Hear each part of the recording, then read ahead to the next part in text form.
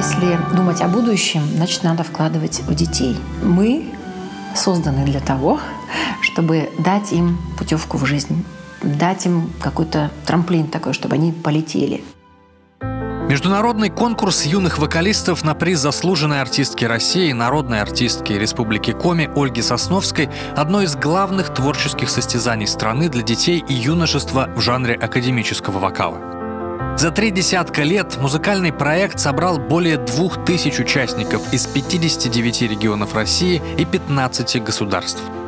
Многие из конкурсантов сегодня работают в профессиональных театрах России и Европы, становятся звездами мирового оперного Олимпа.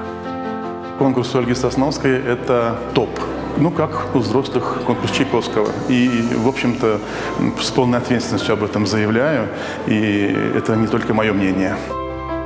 Родина проекта – маленький приполярный город в республике Коми. В 1993 году музыкальная общественность Инты выдвигает идею создания детского конкурса на приз своей землячки, тогда еще совсем молодой солистки театра оперы и балета республики Ольги Сосновской. В 1998 году основным организатором проекта становится продюсерский центр Владимира Юрковского. Стремительно расширяется география участников конкурса. В Ухте просто не было больше, кроме меня, певиц академического жанра. И мне было не с кем сравниваться, я не понимала, какой у меня уровень, насколько вообще стоит мне этим продолжать заниматься. Поэтому, собственно, конкурс стал для меня таким толчком в жизнь. В состав жюри входят профессиональные педагоги-вокалисты не только России, но и стран СНГ, Азии и Европы. В 2005-м вокальное состязание включают в Ассоциацию музыкальных конкурсов страны. В 2008-м организаторы меняют прописку творческого проекта. Он переезжает в столицу Коми, Сыктывкар, в гимназию искусств при главе республики имени Юрия Спиридонова. Эта площадка стала универсальной для всех, очень удобной. Здесь и концертный зал, здесь и малый зал для прослушивания, здесь и общежитие, здесь и столовая. То есть дети, приезжающие из республики, из других регионов России, получали максимум удобства концентрированно в одном месте. Постепенно усложняется конкурсная программа. В добрую традицию входят концерты и мастер-классы членов жюри. Мэтры ведут открытый диалог с начинающими вокалистами. Ты встречаешь члена жюри где-то в коридоре, и тебе, да, вот это было хорошо, вот это было не очень, но расслабься. То есть жюри ведут с тобой диалог. В 2008-м конкурс становится республиканским, а в 2012-м подтверждает статус международного, привлекая юных вокалистов и членов жюри из других стран. Вводятся 4 возрастные категории, теперь участникам от 9 до 20 лет. К проекту подключаются не только дети из музыкальных и общеобразовательных школ, но и студенты колледжей, консерваторий. Он обретает свой персональный гран-при – статуэтку, изготовленную из цветных драгоценных камней.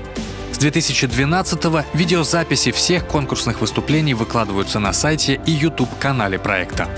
Даже не само участие в конкурсе, а сама подготовка к конкурсу – вот это самое важное. Потому что пока ты готовишься к чему-то, ты такие делаешь неимоверные шаги вперед. Даже не сам конкурс, в котором ты потом примешь участие. Это уже результат. В 2013 году в честь своего 20-летия конкурс впервые выходит за пределы Коми. Проводится в Красноярске и Петрозаводске. Теперь он доступен для детей из дальних регионов. Это единственный музыкальный проект в своем жанре, который путешествует по стране. Конкурс движется в соответствии с требованиями времени. И благодаря тому, что есть талантливый продюсер, есть люди, которые заряжены на то, чтобы этот конкурс существовал. Постепенно появляются все новые интересные моменты. Телефонное, а затем онлайн-голосование за приз зрительских симпатий, курсы повышения квалификации для педагогов и концертмейстеров.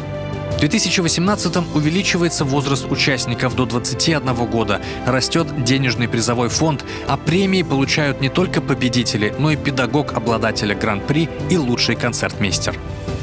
Очень много призов. Все практически ребята обласканы, чем-то награждены. А то, что это практически единственный конкурс в мире, да, об этом вот говорят мои друзья и в Америке, и в Европе. 2019 год для вокального состязания особенный. Учредитель конкурса Международный культурный фонд «Классика и современность» выигрывает сразу 2 больших гранта – президентский и Министерство культуры России. Организаторы берутся за масштабный 3-летний проект «Юбилейный транзит», посвященный столетию Республики Коми. Проводят сразу 5 конкурсов в Красноярске, Санкт-Петербурге, Сыктывкаре, Краснодаре и Москве. Каждый может получить гран-при. Конечно, это трудно. Это надо работать. Но просто надо поверить в себя, и тогда все получится.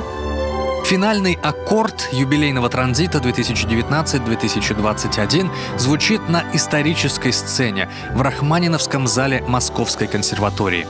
Здесь мечтают выступить многие профессиональные артисты. Начинающим певцам выпадает такая честь.